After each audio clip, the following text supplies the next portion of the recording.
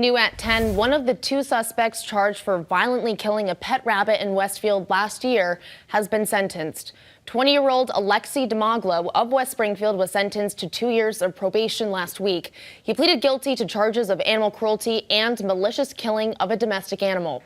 Demaglo will have to follow a number of conditions, including not having contact with certain people, not consuming alcohol or using drugs, and being electronically monitored. The other suspect in this case has a jury trial date set in December, nearly a year after the two men were arrested for killing the rabbit at a house party.